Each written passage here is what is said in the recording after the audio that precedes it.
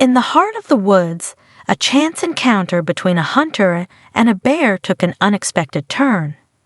Initially gripped by fear, the hunter soon discovered that the bear was not a threat, but instead begging him for assistance. What he did next is shocking. In the heart of the unforgiving woods, a lone hunter named Adam found himself in a dance with the unknown. The hunter's senses were heightened as he heard terrifying sounds echoing across the forest, cries that seemed both inhuman and desperate. Despite the warning bells in his mind, curiosity overwhelmed fear and urged him forward. With each cautious step, he grew closer to the noises until he stumbled upon a scene that went far beyond terror. A bear lay before him in a clearing, not only trapped in a snare, but tied with chains and barbed wire beyond recognition. Every movement caused the bear to cry out in pain. The hunter's pulse quickened as he stood face to face with the creature. On any other day, he would have been thrilled to have the opportunity to hunt a bear, but what he was witnessing wasn't hunting. It was pure torture. The bear was pleading for help. The hunter set aside his initial apprehension. Ignoring the lingering fear, he carefully approached the distressed bear. Its labored breaths and anguished growls intensified as the hunter surveyed the complex web of snares, chains, and barbed wire entangling the creature. It became evident that an act of kindness would not be enough. He would need to dismantle the gruesome trap from the ground up, which could take hours. As he attempted to draw nearer, the bear lashed out with a powerful swipe, a desperate attempt to protect itself from what it perceived as another threat. Then Adam did something shocking. He lowered his hunting gear and weapons, the only defenses he had, and placed them on the ground. The act of disarming himself served as a kind gesture, a promise that he meant no harm. The bear gradually calmed. The poor creature had met enough hunters during its life to understand that they were only dangerous if they held items in their hands, and this human's hands were now empty. Its eyes now held a glimmer of recognition, a silent acknowledgement of the connection forming between them. But this didn't change the fact that Adam was putting himself in danger.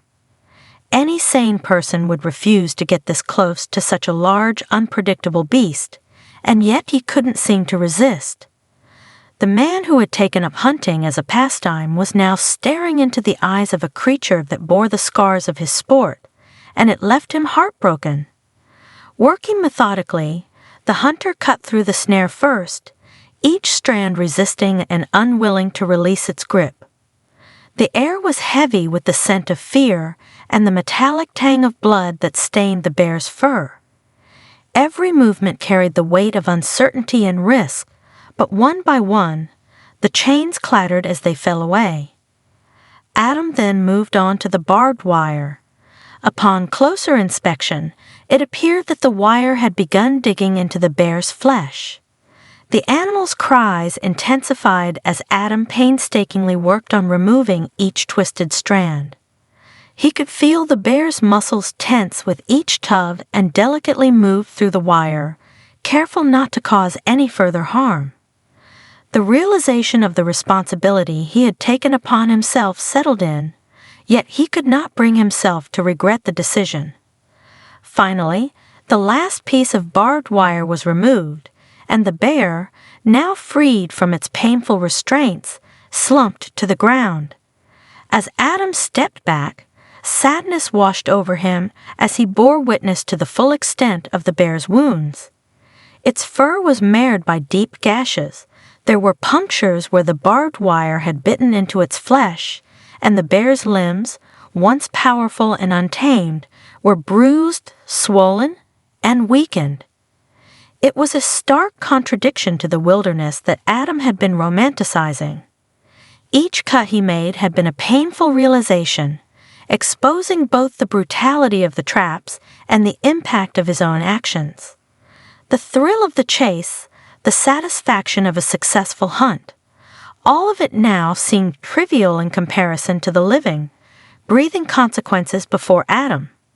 Now kneeling beside the bear, he extended a hand, hesitant and filled with shame. "I'm sorry this happened to you," were the only words he could offer the creature. Though weary and exhausted, it responded by melting into Adam's touch. It was likely the only kindness it had been shown in a very long time. It took a few minutes before the bear was ready to move. Adam observed the animal struggle to rise but waited patiently. He wasn't going to leave it behind to fend for itself, because other hunters would eventually come across the creature and not be as forgiving as he was. And that was if the wild didn't get to the bear first. To his surprise, the bear trusted Adam and began to follow him back through the woods. As they approached his secluded cabin, Adam reached for his phone and dialed the number of a local wildlife clinic, pleading for urgent assistance. The clinic quickly dispatched a team to his location to assess the bear's condition. When the wildlife rescue team arrived, they immediately tranquilized the bear and carefully examined it. The team determined that it had likely been trapped in that agonizing manner for days, left to endure hunger, pain, and isolation. Infection had set in, and stitches were deemed necessary to prevent further complications. Without immediate intervention, there was a high probability that the bear could lose a limb. Together, they carefully loaded the bear onto a specialized transport vehicle and arrived at the clinic 30 minutes later. There, veterinarians and wildlife experts collaborated to provide the bear with the care it desperately needed. The wounds were cleaned, antibiotics administered, and stitches were applied with painstaking precision to close the gaping injuries. To Adam's dismay, after completing their work, the wildlife experts revealed an unsettling truth. The bear, they suspected, was not an isolated victim. Over the past few weeks, there had been several reports of other wildlife with similar, if not identical, injuries.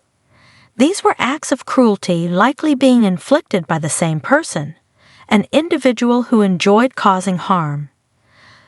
The revelation that other animals had been subjected to the same fate infuriated Adam. The anger that welled up within him fueled his determination to not only save this bear, but to actively seek justice for the crimes committed against innocent wildlife. The man who had entered the woods as a hunter emerged as a healer, and in that moment, he promised to never let such atrocities go unchecked again. In the following days, the bear remained heavily sedated and under close observation at the clinic. Adam, now an unexpected advocate, visited regularly. He was told that without his timely intervention, the bear likely wouldn't have made it another 24 hours. He found comfort in the idea that he had helped to get the beast into recovery, but still, his guilt was not entirely resolved. As the bear gradually regained strength, the clinic staff discussed the possibility of releasing it back into the wild once it made a full recovery. But Adam rejected this idea, stating there was no point in releasing the bear when someone was still terrorizing its home. The poor creature would likely fall into another trap, which meant all of this treatment would be for nothing. While the staff agreed it was out of their hands, they simply did not have the space or resources to house the bear for more than a few days. Without a second thought, Adam embarked on a race against time to find the perpetrator before the bear's release.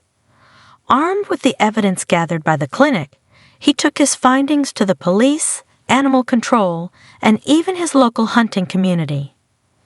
The hunting community, appalled by the malicious acts, unanimously agreed to halt their hunting activities for a period of time. They pledged to report any suspicious activity in the forest, hoping to narrow down the search for the criminal. In the meantime, law enforcement officials would investigate the reported incidents and collaborate with animal control to coordinate their efforts. They assured Adam that every possible measure within their authority would be taken to apprehend the perpetrator and put an end to the spree of cruelty. Word spread like wildfire, and pressure began to mount against the local government to intervene and address the escalating crisis. However, the responsibility seemed to fall solely on Adam's shoulders. He set up surveillance cameras in the most popular hunting spots of the forest, but as days turned into nights, the footage yielded nothing. His frustration grew. It seemed as though the tormentor had vanished into the shadows and left no trace behind. One fateful night, Adam was abruptly awakened by a rustling sound outside his window. His senses heightened. He peered into the darkness and caught sight of a figure disappearing into the trees. Adrenaline surged through his veins as he realized that this might be the break he had been waiting for. Without a moment to waste, he grabbed his flashlight and followed the fleeting silhouette into the heart of the woods, determined to unmask the antagonist and put an end to the reign of terror consuming his town. The figure ahead moved with an almost supernatural grace, disappearing and reappearing like a phantom.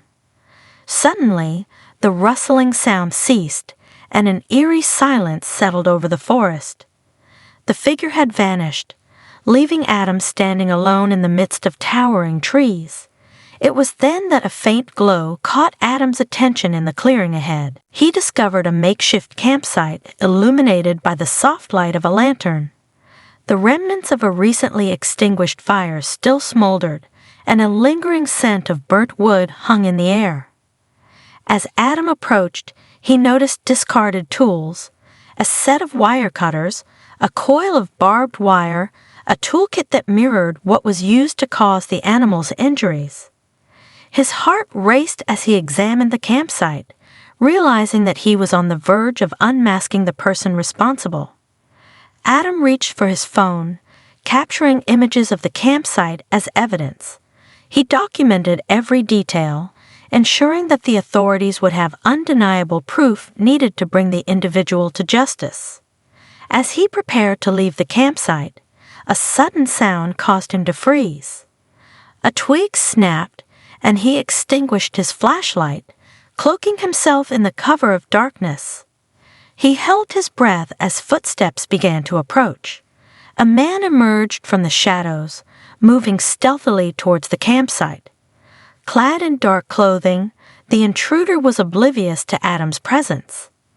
Adam waited until the figure had sat down at the campfire before he lunged forward. He caught the intruder off guard and tackled him to the ground, trying his best to restrain him. A brief struggle ensued, the dark-clothed figure attempting to break free, but Adam held firm. He wasn't allowing any more animals to be hurt. In the end, the perpetrator found himself overpowered, subdued by the unexpected force. Adam called the police and informed them of what had happened, asking them to meet him at his cabin. He then forced the man to his feet and began the walk back home. The police awaited the arrival of the captured perpetrator. As Adam emerged from the shadows with the criminal in tow, the officers took charge, ensuring the swift and secure transfer of the man into custody. Thankfully, the collaborative efforts of Adam, the police, and the humane officers proved effective. Now facing the consequences of his actions, the perpetrator was coerced into leading the officers through the woods to reveal the locations of any remaining traps.